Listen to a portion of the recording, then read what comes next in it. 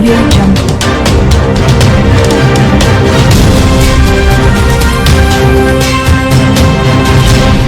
Audio Jungle. ఐదేళ్ల తర్వాత గోదారమ్మ పరవళ్లు తొక్కుకుంటూ కృష్ణమ్మ వైపు పరుగులు పెడుతూ వస్తుంది.